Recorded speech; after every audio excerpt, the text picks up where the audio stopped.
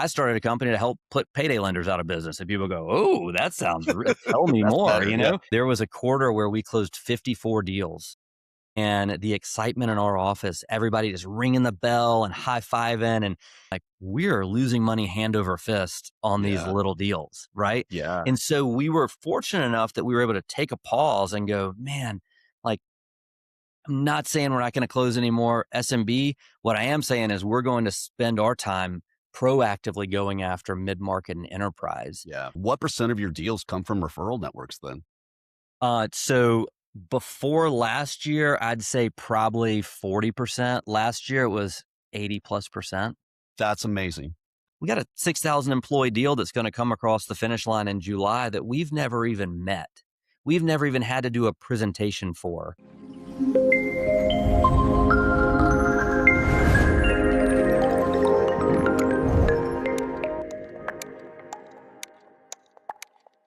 Matt Pierce, how are you, sir? Good, man. Thanks for having me on, Nick. It's been at least 5 years, or no, I guess probably 7 or 8, honestly, since you and I first got coffee. I think we were introduced by Derek Baird, Yeah. our buddy. He's an awful person. I don't like him at all. We should make the whole podcast about how awful Just Derek rip is. Derek. Derek, call me. We need to reconnect. So,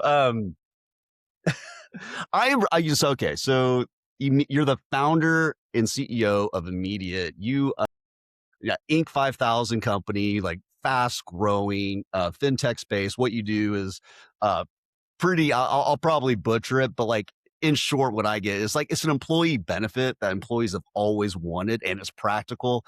It's earned wages that they immediately get access to. Is that pretty, I mean, that's That's transforming a lot of exactly your right. clients, right? Yeah, man. So It is a game changer for people, especially in days like today. Inflation is off the charts. Grocery bills are high. Finally starting to see a little relief at the gas pump, right? But I tell people all the time, I drive an electric vehicle, so I forget about this stuff. And then my wife will go, "Hey, can you go fill up my tank?" And I'll go there and I'll swipe it. I'll swipe my card and I'll see on my phone it goes $175 hold. I'm like, $175? Well, it's because some of these big SUVs will take $150. And so they put this huge hold on there. And I'm like, all right, whatever. And then I fill it up and it's $80.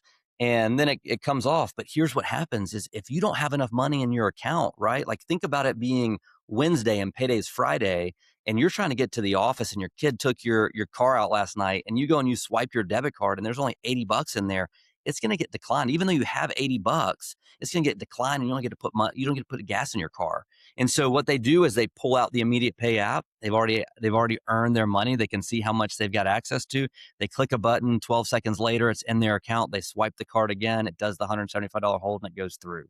And so it's like, that's the kind of meaningful impact that EWA has on the American workforce. yeah, the EWA. So like for those in the know, that's earned wages access. Earned wage access. Yeah. Yeah, that's awesome. And just for the employer too, I know you work with a lot of hospitality, a lot of healthcare. You're talking about very high turnover businesses. And this is a benefit, I'm sure, like when you come in the sales pitch, like we would love to do this. I mean, this is exactly the sort of thing that we need. It's funny, man. It's like, I was just telling somebody this yesterday. When we have conversations with CFOs, VP of finance, initially they're a little like, tell me more. Like, is this predatory? Is this? I'm like, no. This is the exact opposite of predatory. We charge a flat rate $3.50 transaction fee. We give free options. Only like 6% of the people take advantage of them, right? But 94% of our transactions are paid $3.50, right? So you need $100, you access 100. We're going to fund your account with $96.50, and then we're going to payroll deduct $100 from your next paycheck. Okay. Once you get finance people to understand that, they're like, yeah, this is incredible. We should totally do this. I'll introduce you to HR. If we start at HR or start at payroll, these are the busiest people in companies, right? When you think about, especially if a company's doing weekly payroll, and there is not a downtime. Payroll is just going all the time. And so it's hard to get them to go, sure, give me one more thing to have to deal with, one product to roll out, right? But if you get a champion internally, it's funny, for the longest time, like our biggest customer for a couple of years was like a 40,000 employee health system. And I remember selling the CFO of one division, like the Northeast division, and she just bought it hook, line, and sinker. And she goes, "I'm putting you on with the CHRO of this entire organization." And we got on a call, and I didn't talk for the first 20 minutes. And then she goes, she's just pitching it for me. "This is all the reasons we need it. Here's what happens. I get people that ask me for pay advances and blah, blah, blah, blah, blah." And she does all this stuff. And then she goes, "Matt, over to you." And I go, "Actually, Erica, you covered it really well. Any questions?" And literally, and the CHRO is like, "I mean, I got a couple." And he just fires off a few questions. We get done a 30-minute call, and he goes, "Send me a contract. I'll take a look at it." And 60 days later, we're done because they're big, and I had to jump through like all these cybersecurity reviews and all this stuff. But 60 days later, we're done, and then 60 days after that, they're launched. And it was one of these like things in the history of this company that was just like, man, if we get somebody who's the champion who really gets it and understands it, we're going to have so much more success. It's going to compress these sales timelines by having an internal person that's really pushing for us. So it's been pretty awesome. Matt, you make it sound super easy. Just, get a great idea, just go. But I mean, the company's 7 years old, 6 years Yeah, old. coming up on 7 years old in September. Yeah. Yeah. So you're the founder. I remember when we first met, we were both like in between, like maybe coming off like just, careers doing consulting kind of a thing. But you found immediate and you were like, go. Like, could you tell me, like, I'm sure getting to Inc. 5,000 was so hard, so hard. Like no money, maybe an investor round, maybe a couple employees, but what are you at now? Like 50, 75 we're employees? we're just shy of 50 employees. Yeah, we're it's man, it is. It's funny. This is like the classic, what's the old saying? It's like the classic overnight success that took Yeah, six that or took seven 10 years. years to Yeah, yeah. build, right? And and so it is, man. I know I probably tend to make it sound a lot easier than it really is, but there are a ton of sleepless nights. When I started, I didn't have any gray hair. I'm starting to get a little here on the Yeah, side. yeah. I try to You keep still it look tight. good, I try brother. to keep the fade tight during the summer so you can't see it. Makes me look younger, but no, it's what, like, if you're wired this way, it's what you want to do, Right. right? Like I tell people I'm unemployable. Like I can't go work for somebody else. Yeah, Like yeah. I want to be the guy. Like it's and I'm far from being Michael Jordan, right? But you think about Jordan in his heyday, he's like, give me the ball. Like I want to be the guy when there's 3 seconds left on the clock. I want the ball to take that shot. Now that's a hard thing to do as you grow and scale as a CEO, because there are times where I'm like, give me the ball. In my mind, I'm like, oh, give me the ball, I'll take it. But then what you're really doing as you grow and scale is you're really starting to build this team, and you're trying to give people that confidence themselves, and you're building them up. And so you kind of have to figure out the right balance for those things. Um, but I will say that it has been, as you get out and get going, getting it off the blocks is really, really, really hard.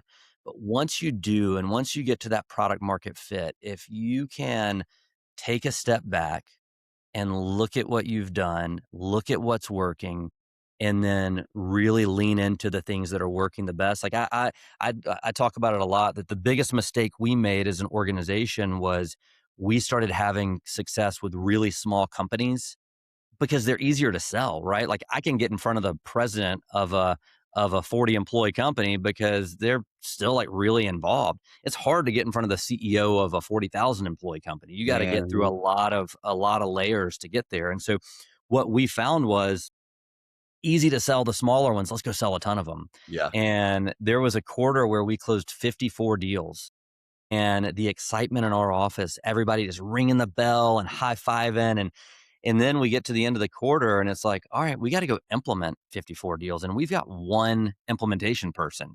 And so we had to go hire two more and then have somebody else kind of step in that was cross-trained. So we had all these people that are going out and they're doing these implementations. Sales guys go back to trying to replicate it. Let's get 60 this quarter, and they're all, but here's what happens is it ends up being like 8,000 employees all total. Yeah. And for us, that's $140,000 a year in revenue at the time, with probably 50% margins. So Yeah. $75,000 a year to operate off of. And I'm like, wait. We got 6 salespeople. We just had to hire two more implementation. We got 3 implementation specialists.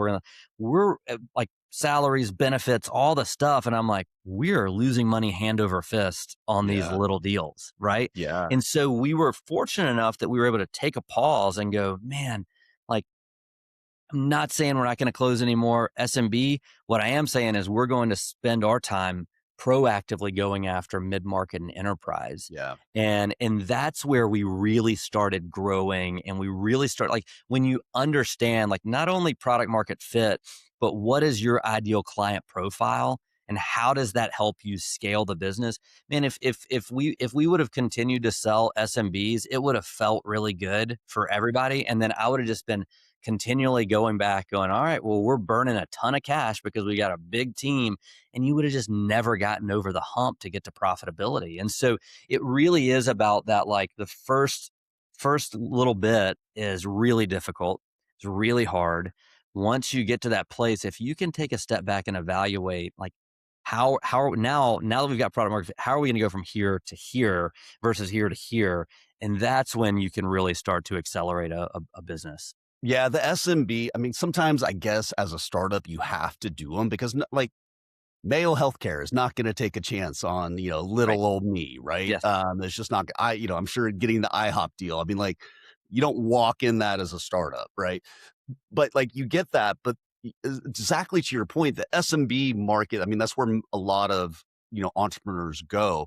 But again, they don't understand that it becomes like this service company and like the stress and your limiting factor is your people because like I just need more people to implement more of these SMBs. And then there's churn and then morale goes down. And then you're like, well, I got a real problem. And so going up market, one, you get better price, they stay longer, they have more cash, they have better, balance sheets. And so like it's always a better thing. I'm sure that was a game changer to you when you finally broke into that market. Could you tell us that story of selling enterprise? Because like you're really good at it. You've done it at Greenway. You've done it. You've proven that you could do this. But like here I am. I figured out this ICP. It's enterprise. How do I make myself known to the big players, the big CFOs and CHROs? Yeah, there's I'll say it's it's definitely a different skill set. And I think that's a place, especially if you're a founder or you're look, man, if you're a salesperson who's got a lot of experience in the SMB world and you start thinking like, all right, how do I get there? It's like, think about, I'm already on my second sports analogy, so sorry for that, for Oh, everybody we can listening. go all day, right? We'll just keep going all the You sports just can't analogies. use Jordan again. You can't use Jordan again. Yes, I'm gonna switch sports this time. We're gonna go baseball. So the example I would give here is Tony Gwynn. Tony Gwynn was a killer. Tony Gwynn hit like 14 home runs his whole career, right? But the guy batted like 350. I mean, there were like, He I almost mean, batted there were years. 400 one year. Like it was 400 one, crazy. exactly. He's just, and I don't know if you've ever, I like to do this. I go back and watch some of his, like, I just love people who are incredible at what they do and getting inside their mind. Like, I love watching comedians in cars getting coffee with Jerry Seinfeld and the people because they're breaking down all the things they do to make people laugh. I'll watch these Tony Gwynn videos where he talks about the positioning of the bat and like the end of the bat, like where it's going and how he turns through and where he's going to hit the ball. And he knew it so well. It was almost like things slowed down when he got up Yeah. to bat. Right. And so I say that because if you want a single, maybe a double, he's your guy. Like, of all time, I would be like, you want to get on base, you want a single, like pull Tony Gwynn in, right? But if you're trying to get a home run, like, let's just say you got guys on second and third, and you're down by two, and there's two outs in the bottom of the ninth. You don't want Tony Gwynn up to bat. Like, he's gonna get one of them in. But man, if you wanna see a walk off homer, who are you gonna call? Barry Bonds, right? Mark McGuire, Yeah. Yeah. somebody like this, right? Because those are the guys that are gonna get up and they're gonna put one over the fence. Now, if you take that and parlay it into selling, there's a different mentality for selling an SMB, a 50 employee company where, I can go cold call. I could walk into a building and be able to get in front of a decision maker. Right. I'm going to have a lot easier time sending an email into, or picking up the phone and getting in one of those versus, all right, now I got to get to the CHRO of a Shoot, man. CHRO of, we've got a 70,000 employee, Fortune 25 company. I Mhm. didn't just like pick up the phone and call, right? What you've got to do is you've got to build these relationships around. And what I've found over time is that mid-market enterprise, the more success you have is one, it's the more connections you can build inside an organization to show and prove value. But separately, in a lot of cases, to get in, you need a trusted advisor that can help you get in. And depending on the kind of business you're selling into, that may be a benefit broker, that may be some sort of third party technology provider. But when you can kind of strategically align with another company or with another individual who's got those connections, who they trust, they've known for a long time, it'd be like if you said, "Hey, man, I'm trying to get into such and such business, and I've got a connection in, middle management or maybe even like senior management." I'm going to go, "Yeah, yeah, dude, I've known Nick for years. Great guy. Mhm. Here's what they do, blah, blah, blah." And then I can go give you that warm introduction. So it changes like the whole mindset of going into those deals changes. You also have to be prepared for really long sales cycles. Yes. I mean, shoot, man, I've got we got an RFP that we started in, we started in June of 2022. It's now June of 2024 and they still haven't signed. So, it's like, I'm not giving up. They haven't picked anybody else. We won the Yeah. RFP and then it got Yeah. shot down like at the senior leadership level and so once a quarter I'm continuing to stay in contact. And it's not just one person. I've built multiple Mhm. relationships, right? So I'm going to different people and I'm making sure that we're still top of mind. So when they say we're doing EWA, we're rolling this out to our 110,000 people, I'm the first phone call they make. Yes. Right. And so now we've changed a lot. The fact that we won this RFP, I mean, the RFP was like it was like an 8-month RFP. The fact that we won it back then, I'm like, man, slam dunk, we'll get it now. But because we've grown a ton and we've got a ton more experience. But I say that because it's like, and ideally, not all of them are that long. But I mean, we've got enterprise sales cycles that have been 60 days. We've got others that to close that have taken us, a year or 14 months. Whereas, like, right now, we could probably pick a company that if we knew they didn't have earned wage access and it was a fast food chain with under 200 people, me and you could pick up the phone and cold call them right now. If we get the CEO on, we could probably get a deal closed in 30 minutes. You know what I Yeah. mean? Yeah. Yeah. And so it's very different skill sets. It's if you go into an enterprise deal and you expect to get a deal done in 30 days, they're going to kick you out of there so quick because they're going to say, this guy doesn't know what he's doing. He's pushy. He doesn't get it. He doesn't understand the bureaucracy and size of our organization. And if this salesperson thinks this way and they think they can ram something through here, what's going to happen when we get in touch with their implementation people or their support people? They just aren't going to understand. And so a big part of it is kind of like going through the process, understanding, having a different grasp of timelines and the way Mhm. you approach them. There's just a lot that comes to it. So again, very different types of skill sets, and it just takes time and effort and energy and patience, quite frankly. God, you said a lot of great stuff I would love to go back and double tap on, but you have this sense of one, building an internal champion, like, and that internal champion is going to sell to the probably 10, maybe 15 other people that are going to have an opinion on this. And I love the book Challenger Sale, where they talk about like your message needs to resonate through all 10 to 15. Like you can't have 15 different messages or you just look like you're politicking to get in and it doesn't seem genuine, but this is a solution that where everybody wins. I love that. And the other thing you talk about is like understanding their culture. Like there is sclerosis to large organizations. There's going to be a lot of friction. Are you willing to work through that? Like part of this, I'm going to test immediate. Are they going to bear with me? Are they going to understand who we are? Because what I'm about to do is a very heavy lift. 100,000 employees. You understand if this goes wrong, I lose my job. Right. Right. And them 100%. and you understanding that as their you gotta go from salesperson to partner, right? You gotta 100%. go from vendor to partner, and, yeah, that is probably a really critical skill. I think that's awesome. So, in terms of, maybe there was different ways that you structured your organization, sales and marketing wise from, when you were a $1 million company as where you are today. Like, do you still believe in, like, outbound? Do you like, how do you structure your sales team? Where are you putting your marketing dollars? Do you mind giving us a little peek Yeah. behind the curtain about, Yeah. hey, when It, when it Matt spends his precious, precious dollars to grow his business, where does he put it? Yeah, I am, I guess our finance team's a little more like Gollum. I'm like, "Let's go find," I'm always looking for something funny. They're like, "Whoa, time out, Yeah. man. We got a Yeah. budget. We gotta stick to it." Yeah. Um, I, it is very different than it was 4 years ago. Mhm. Uh, and that was largely because we felt so compelled early on that, like, we can do this. We can just go chip away at these things. We'll go get them all direct.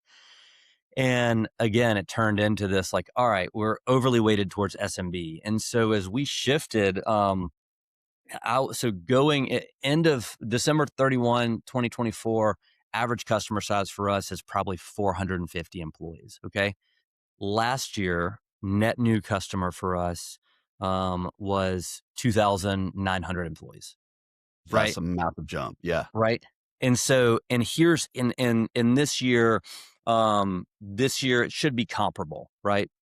Maybe slightly bigger depending on how the back half of this year turns out for us. Um, here's the big shift is we stopped spending, and I don't want to say that we're not doing any outbound. There is still some outbound, right? The outbound is on larger deals. A lot of the outbound that's coming from our salespeople is geared towards strategic partnerships, whether it's sourcing new partnerships or it's we work with a number of major HCM companies where we're like, all right, hey, listen, you've got 12 calls to make today, and those 12 calls are going to go to strategic reps who have this book of business, and you're going to build that relationship so they understand. So when they go through QBRs or they're doing net new sales or they're I mean, a lot of these guys, these big strategic account executives, these guys will fly across the country to go take somebody to dinner to celebrate your third year with us or a renewal or whatever, right? And when you're at dinner and they go, gosh, we're really struggling with turnover. Historically, our turnover's been 28%, and this year it jumped to 50. We got to figure something out. And they go, have you talked about earned wage access? Like, we should do that because we've actually seen 15 to 20% reduction in turnover when comparing EWA enrolled versus non-enrolled. And they go, huh. And they go, let us introduce you to Immediate. That's our strategic partner, right? And Mm, so now a lot of the outbound is more focused on building those relationships, being top of mind for when these HCM companies and their teams are going out and selling new deals. And so it has allowed us, one, it's allowed us to operate more efficiently as a business, right? We don't need 12 sellers. At one point, we had 12 salespeople. We don't yeah. need 12 salespeople anymore, right? Yeah. Now we need a handful of really good people that can build relationships and can understand some of these mid-market and enterprise sales deals, right? And so then the second piece of that is it allows us to really focus. I mean, we've got a high quantity of partnerships. There is a handful of very high quality, and that's where they spend 80 to 90% of their time really just focusing on building those relationships. Even when we're thinking about our marketing spend, we're talking about back half of the year. Look, in the HR world, there's so many different conferences you can go spend time and Mhm. money and resources on. What we're doing is we're going, where are these 3 or 4 or 5 strategic partners going to be, and how can we support them? Right. Mm, So, I mean, there's one. Here's a great example. There was one last year, big conference out west. It was going to be like a $50,000 investment for us to do a good sized booth and send a bunch of people out there. And I was like, hey, why don't we talk to this partner that we know is going to be there, and they're like one of the big sponsors. Why don't we see if we can support them? And so they actually had a separate little like room off to the side that was a suite where they would bring people in and they'd have breakfast and coffee. So all their clients would flow through there, and it's, can we sponsor the coffee? And we were like, conference within the conference. Yeah. yes, and so, I mean, because people are always looking for a place to go and get a break. They had breakfast, they'd have lunch, the coffee thing was out there, and so on the coffee, sponsored by Immediate, right? And we got a bunch of Immediate cups, and we would stand there, and as people would come up and they'd wait in line to get coffee, we'd chat with them for a few minutes, and we got so many leads and opportunities. In addition, our partner saw us doing that, and we're like, "These guys are going to invest in us. They want us to be successful." And so it creates this opportunity where you and the partner are growing closer together, Mm, and then you're going to go out and you're going to grow your businesses together. And so little things like that, where when I think about how we've shifted. 4 years ago, it would have been like, let's do it. We're going to spend 50 grand on this conference, and yeah. here's what we Yeah. got to do to get an ROI. And we're going to just go. And maybe we made it, maybe we didn't. It's kind of luck of the draw versus this, where we're like, it's a smaller amount, so it's a much lower break even. But then, secondly, is there's this trickle down that just created value for everybody, right? For us and that partner, and ultimately opened up a lot of doors, and we got some closed deals out of it. So what would you say? I mean, you don't have to give them any numbers. You can tell me to pound sand, but like what percent of your deals come from referral networks then? So before last year, I'd say probably 40%. Last year it was 80 plus percent. That's amazing. That's Yeah. amazing. Yeah. And I And mean, one look, thing it I've makes noticed with sense. Like, I'm go ahead. sorry. It makes sense for me because like I'm a partnerships guy, right? I actually like I kick myself a little bit when I think about the first couple years. I'm like, I spent 15 years building partnership programs at Greenway and at PrimeMed and at Patient Pop. Why did I come in here and think I was just going to go be a direct seller and we're going to, and build a team of direct sellers unless so I like if I could do it over again, that 3-year period of going heavy SMB, lots of direct sales would have been condensed down to like a year. Because to your earlier point, we got to have enough skins on the wall to show people we know what we're doing, Yeah. we know how to do this before you can scale up. But I just think we spent too long doing that. And Yeah. I think that was really the unlock for us was let's go form strategic distribution partnerships. Dude, I got a note on Friday that one of our partners, they will actually plug us into their net new contracts. We got a 6,000 employee deal that's going to come across the finish line in July that we've never even met. We've never even had to do a presentation for.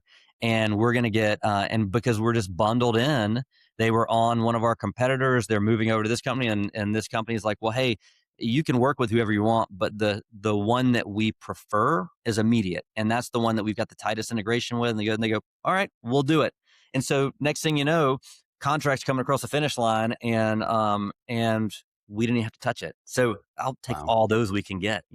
I love that. Well, one thing I've noticed with partnerships is you got to kiss a lot of frogs because they're excited about the partnership too, and they keep bringing you leads. Like this isn't quite what I was thinking. It's like, well, go ahead and integrate with them. Again, it's not the ICP, and so you do need to work on those partnerships to make sure the integration, the understanding, is tight. But it only for us, I mentioned one of our strategic partners. I'm not allowed to say who it is, but like it's the gift that keeps on giving. Like every month is Christmas. Like we get a deal from them. It's like perfect. You only work with the type of clients I want to work with, and that's Yep. that's a beautiful thing. And I Yep. love the idea that you worked with I don't know what is a payroll company, benefits broker, but you're standing there handing out coffee, like, hey, and by the way, meet my friend Matt. He's going to make sure that your life's better. And like, I Right. know I've been telling you about it, but here it is. And Yep. that It's is immediate equity to you and your brand when somebody of trust, introduces you.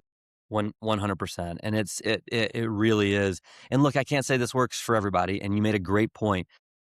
There's a lot of partnerships that aren't the right ones, and we've gone down those paths, right? We've had bad partnerships, we've had partnerships that have just not produced. So it's hard. I mean, look, when I was at Greenway, I built a marketplace, right? And at a certain point, it got to like 125 companies, and it became overwhelming for our customers because they're like, I'm not gonna I'm not waking up in the morning and thinking, "Oh, I wanna go just scroll through 12 pages of marketplace offerings and see what resonates," right? And so we started figuring out that, like, we've gotta spoon feed the best of the best to them, Right. right? And so we started identifying who are the highest quality ones, who are the ones that have the best integration, who have the best customer satisfaction. Like, when we look at NPS scores, obviously for us as a business at the time, like, when I was doing that, Greenway was public. Like, all right, who's producing the most revenue for us, right? Like, those are the things. And so then we start going, all right, how do we prop these guys up? How do we help them get more business? And so now when I think about that in my seat, I'm like, all right, which are the partnerships that we're going to invest our capital in to make Mm, sure that we're getting the most? So it becomes much more focused on high quality over quantity. We've got 110 time tracking and payroll system integrations. We've got probably 5 that we go really deep with, right? yeah. And those are the 5 where when I think, I mean, literally, when I look at, I could tell you, like, our goals this year, 80% of it are coming from a handful of our really strategic Wow. partnerships. right? And Wow. so that's something that we're going to invest our time and effort and energy here. Yeah, this is so refreshing because like the playbook, you read Predictable Revenue by Aaron Ross or any of the startup playbooks, but as always, build your outbound team, start cold calling, pound your way into the SMB market, get some traction and just keep going on that. And then you'll have an exit.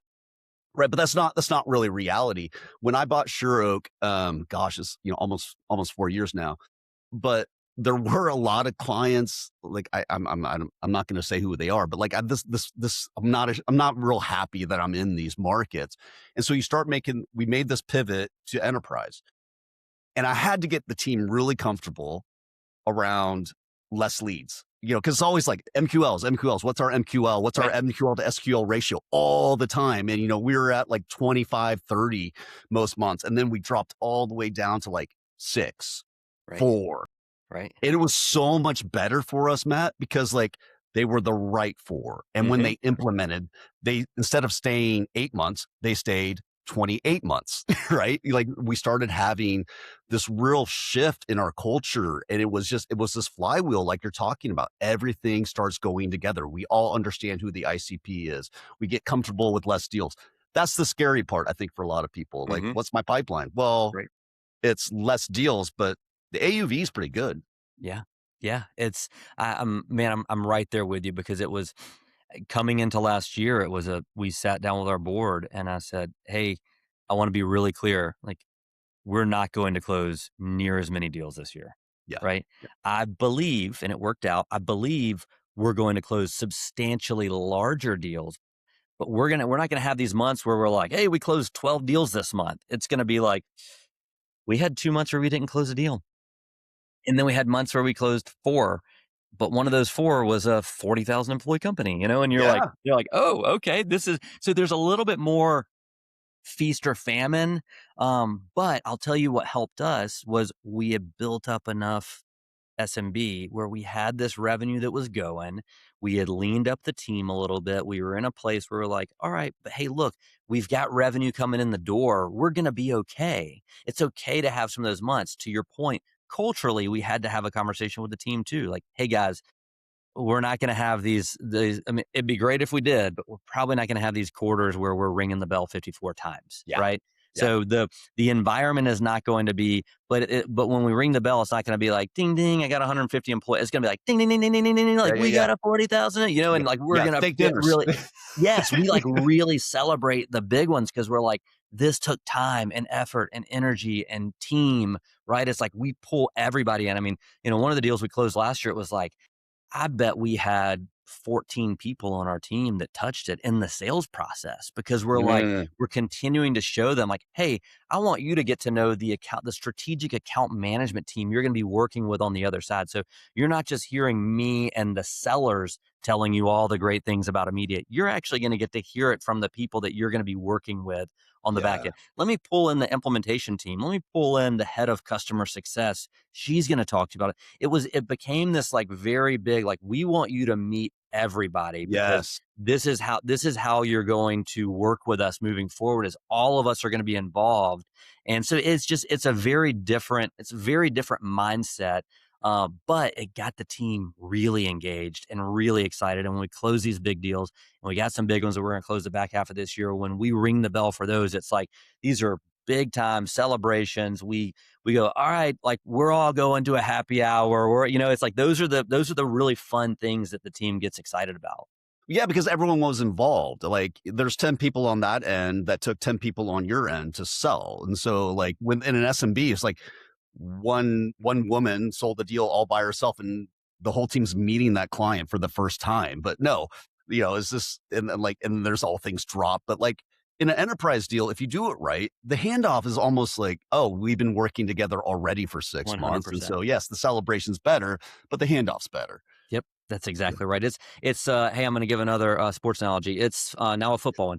Yep. It's I was a quarterback growing up, and as I got older, you stop running the toss sweep, right, where you're just turning and pitching it, and you got linemen that are pulling, and they're going to run off that way.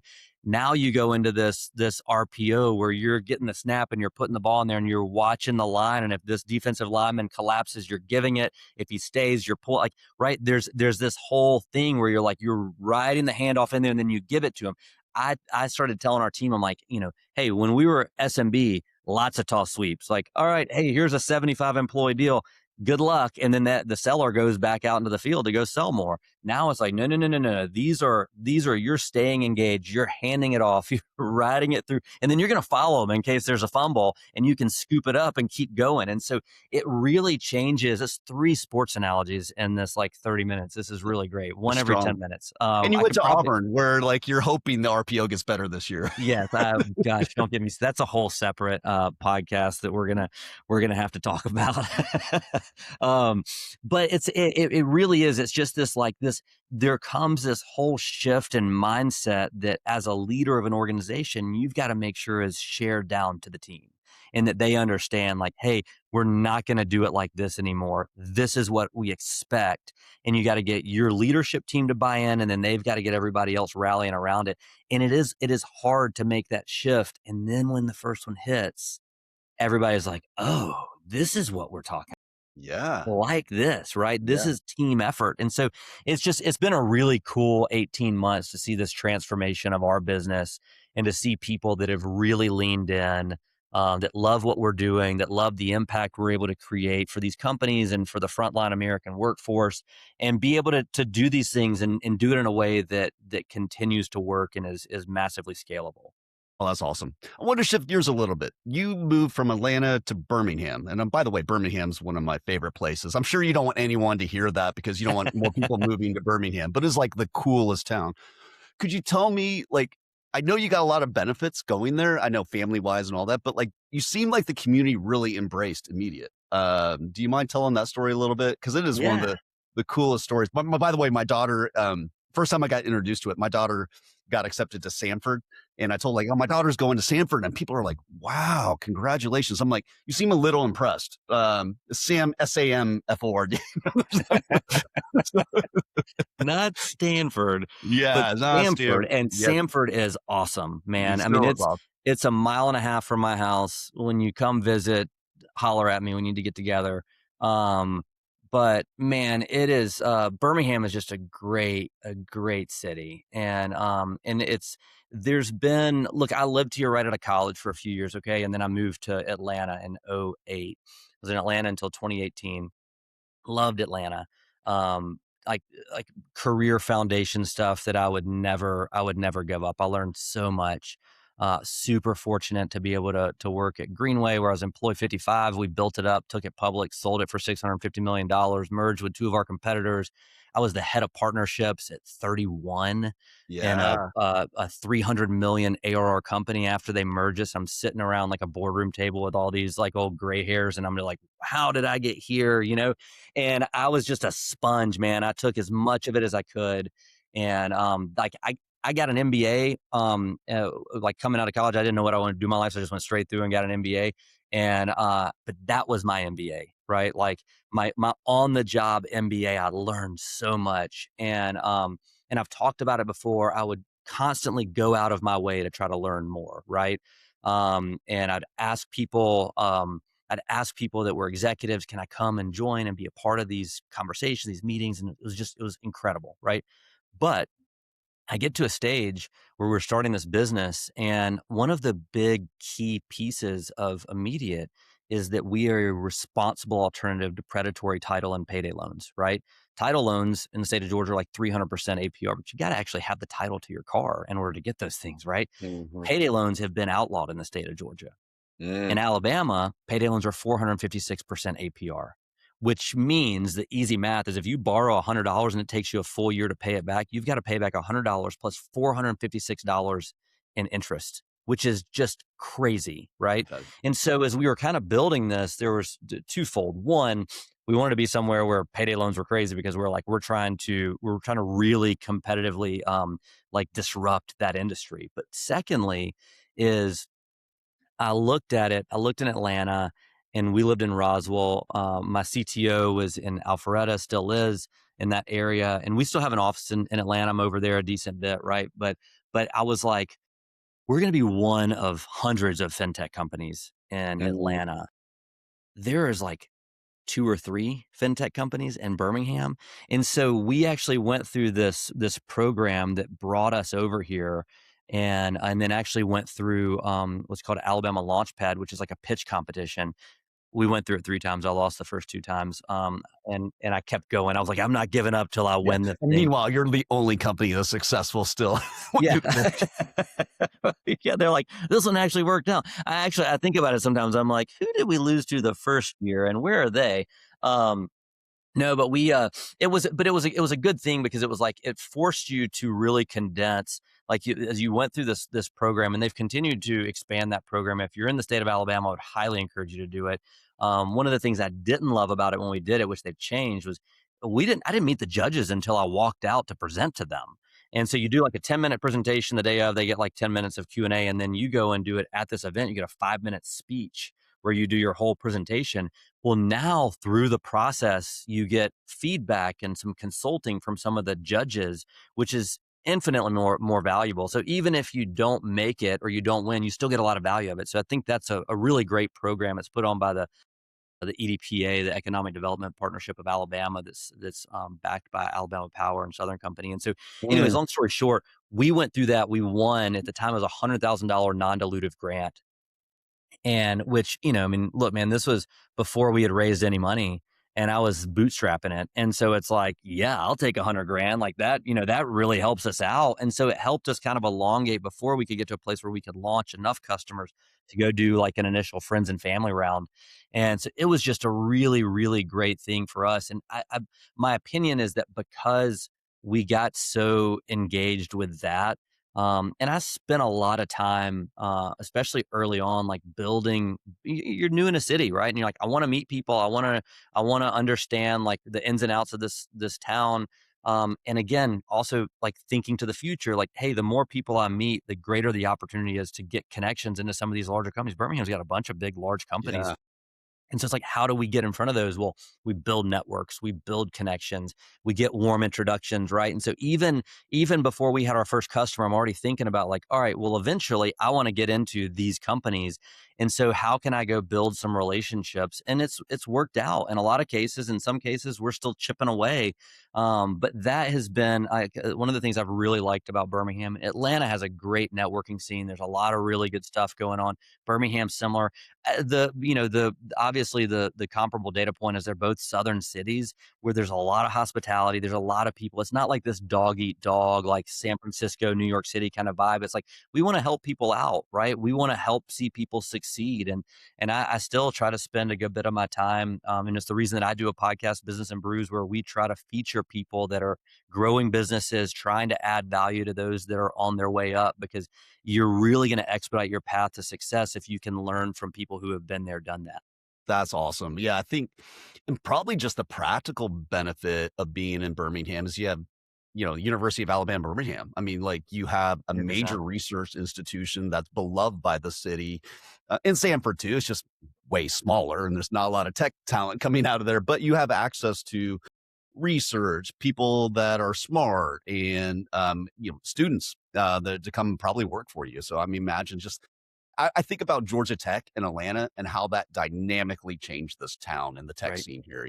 With David coming, um, and just all the great startups that have been a part of Atlanta. But now you're replicating that, and I love the idea that you can come into a new town where people are for you and you can network, and they're a little bit more open to you, like as a Right. newcomer. There's probably not a lot of people.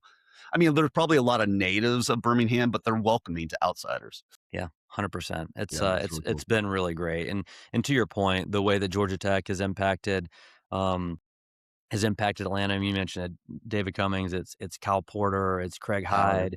It's I mean, we the list just goes on and on and on. Those guys are incredible entrepreneurs, really bright people. UAB has been really good to this city.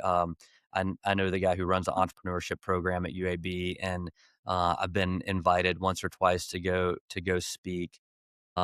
and just kind of share some learnings with them. And it's a bunch of hungry people that are ready Yeah, to go out and get into this world and either go get a job somewhere where they can learn and grow and get ready for taking the leap into entrepreneurism, or some of them that are like, I mean, I think there were one or two that like, we've already started a company, like we're still in college and we've already started something and we're just trying to learn how we can grow. It's really cool, and it's nice to see UAB is really supporting that program really well and putting really good, smart people in charge of it. So that's really cool. it's a lot of fun. You're a master networker. I know we're running up against the clock here a little bit, but could you give just some practical advice? I mean, we talked about building your channels, but like, what is the day in the light of Matt as he's trying to meet more people? I'm sure you don't do it, hey, just so you can help immediate. You seem to be, let me help you too. Like, what is your secret sauce to networking and just growing your circle of friends? I think networking is probably too cold of a term. Yeah, I mean, I think you're right. I don't ever.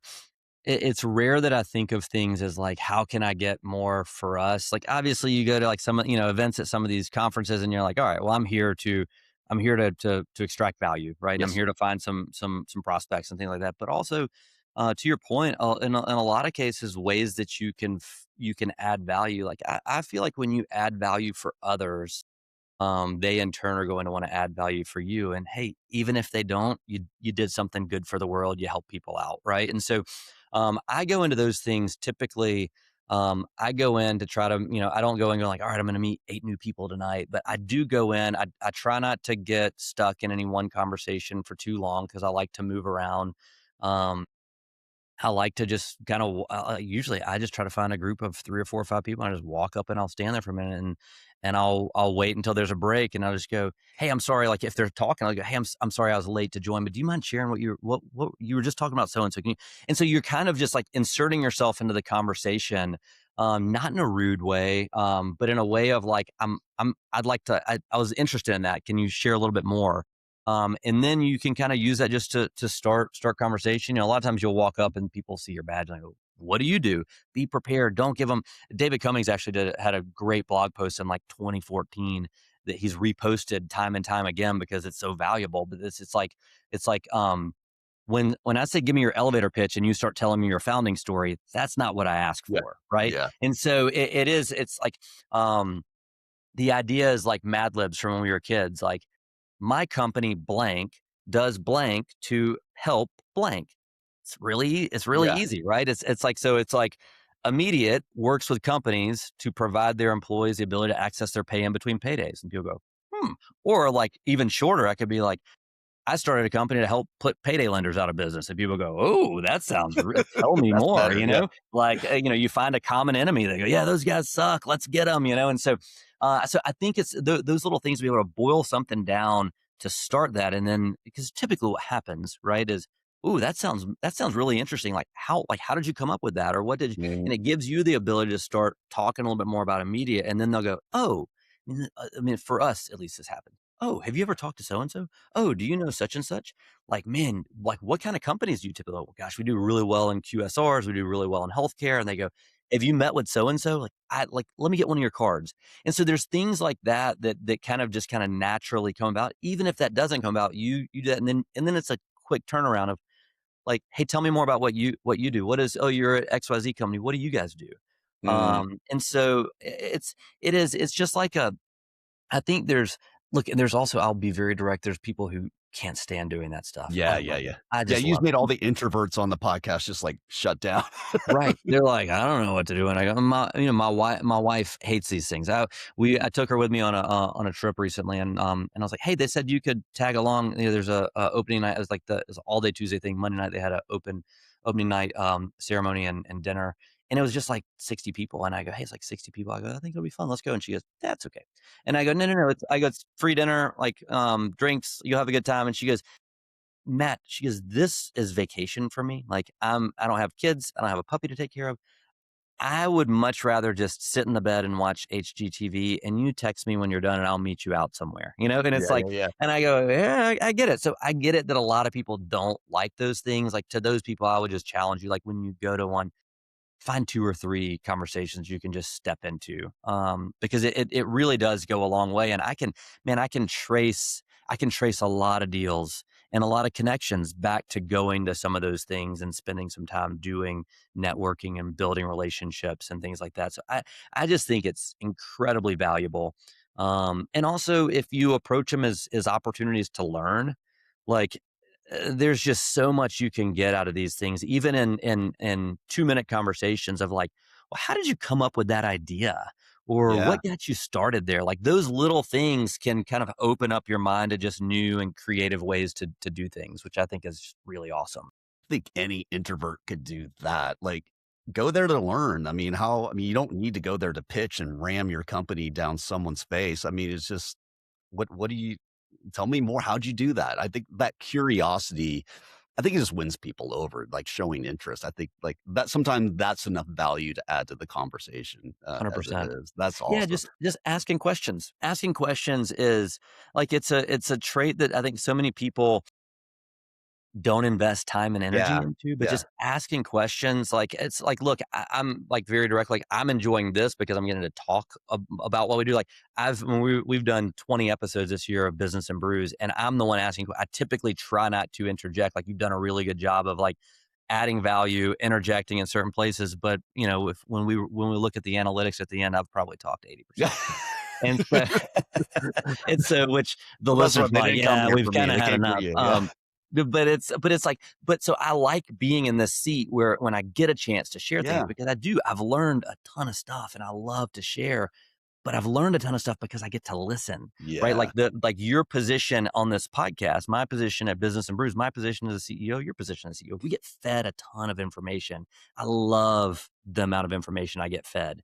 And you got to filter through all of it, right? But I love getting fed a lot of things, and it's I've gotten so much better over the past few years of just like wanting to ask questions about what someone else is doing and how they're learning because it's just going to make me, my company, my team better and more successful. So yeah, I think like investing time and asking better questions is a really, really good thing to do. Do you invest in like CEO groups like a YPO or a Vistage or something? Or I'm not. I did one through a group a few years ago and didn't go a whole lot further. We have like a smaller group of guys that kind of get together, guys and gals in Birmingham that get together sometimes. I've been fortunate, man, that our board is just made up of some yeah, rock stars. that's cool. And yeah, and it's like, I mean, we've got a guy who built and sold a company for over $1 billion. I got a guy who's been mentoring me for 15 years who built and sold a company for a few $100. I mean, and then we've got like an advisory board and investors of just like really successful people. So and that's like in a lot of cases by design, right? Like I knew if I'm going to invest this much of my life into something, I want to be surrounded by people who are 10 years ahead of me, who have been through some of these things, and that value has been incredible.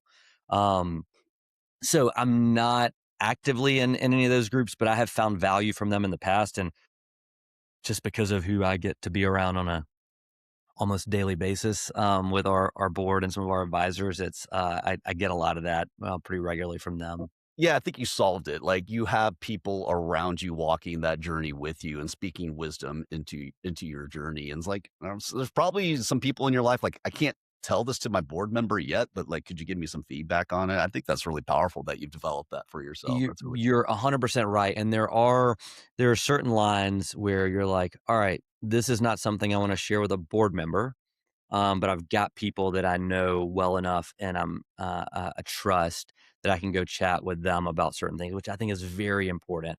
Um, and so I do there's so much value that can be extracted from groups like that. And so I mean, there's a handful of guys that are entrepreneurs around Birmingham, one or two in Atlanta as well. That we've kind of got this. Hey, man, if you're ever really struggling with something, Yeah. and it's something you don't want to put in front of the board yet until you've fleshed it out, or you want to talk through something as you prepare to go present this to the board, or just make this decision for the company, right?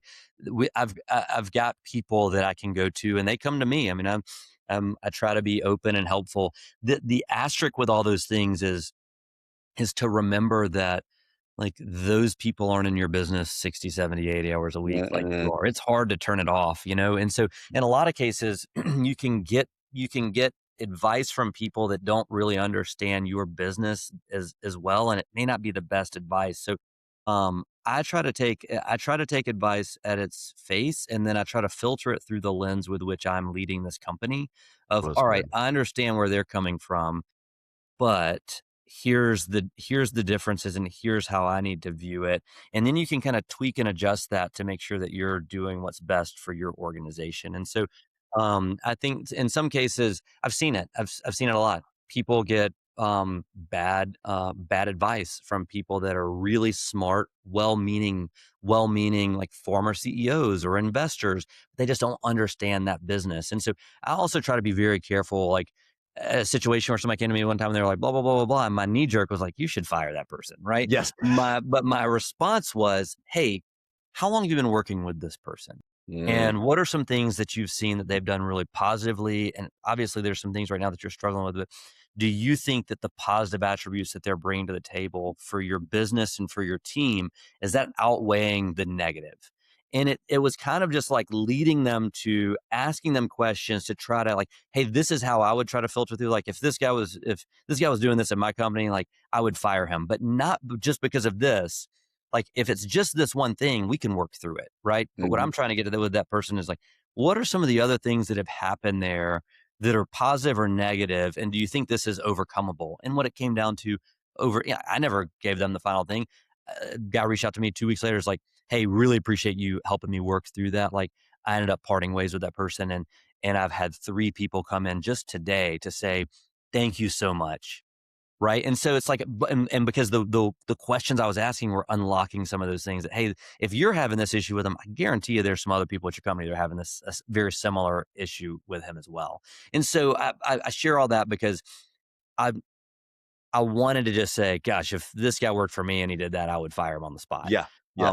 But I'm also like, I don't know everything that's going on with your business. And so I just try to be very careful about giving very specific advice and more so trying to have conversations to help lead people to a place that makes the most sense for them and their business. So I know that that's a little bit like a little bit of a tangential to the question that you asked, but I do think that these like groups where you can build that kind of relationship, you'll get value out of the group. I think what you're going to get more value out of is the individual relationships you can build with people that you can trust and expect to have an open, candid conversation that leads to a positive outcome. That's so good. I do, I'm involved with all kinds of different entrepreneur groups, but one thing advice I always give people when an entrepreneur bears their soul to you and they're asking you this hard question, you don't should them. You should fire them. Like that's the last thing you should do because immediately they bared their soul and you just totally misunderstood the actual advice they were coming to you with. And so they're going to shut down and never come to you for advice again.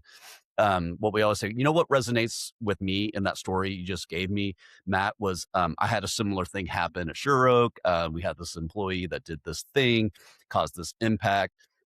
I agonized over it and I did and blah, and the story goes on is like, I hope that's a gift to you because I don't know your situation and maybe that's something you can take with you. I think that's the most powerful thing you can do for somebody who's going through something on the other side because like without using a pejorative, this is hard.